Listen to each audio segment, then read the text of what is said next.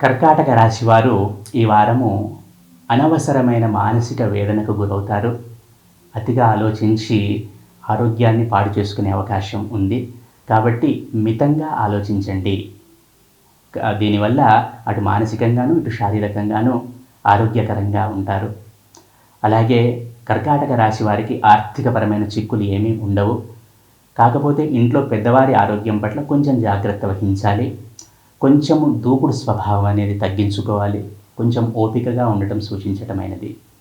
అలాగే ఇంట్లో పెద్దవారి ఆరోగ్యము, వయోవృద్ధులు ఎవరైనా ఉంటే ఈ విషయంలో కూడా కొంచెం జాగ్రత్తగా ఉండటం సూచించటమైనది. విద్యార్థులైన కర్కాటక రాశి జాతకులు ఈ వారం చాలా చక్కగా కష్టపడి చదువుతారు. వీరికి తగిన గైడెన్స్ ఉంటే కనుక మంచి పురోగతిని పొందుతారు. ఈ వారం కర్కాటక రాశి విద్యార్థులకు చాలా సానుకూలంగా ఉంది. వారు పట్టుదలతో చదువుతారు. ఒక ఏకాగ్రతతో ఒక లక్ష్యాన్ని ముందు పెట్టుకొని చదువుతారు కర్కాటక రాశి జాతకులు, విద్యార్థులైన వారు. అలాగే వృత్తి, ఉద్యోగ, వ్యాపారాల్లో ఉన్న కర్కాటక రాశి జాతకులు ఈ వారం ఉన్నతిని పొందుతారనే చెప్పవచ్చును.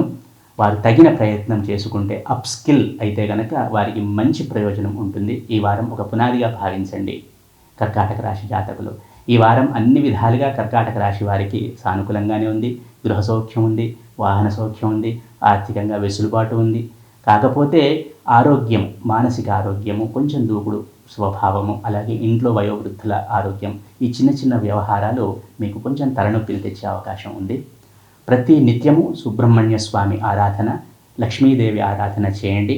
తప్పకుండా వీటి నుండి బయటపడే అవకాశం ఉంటుంది. అన్ని విధాలుగా కర్కాటక రాశి జాతకులకు ఈ వారము 90% వరకు సానుకూలంగానే ఉందని చెప్పవచ్చును.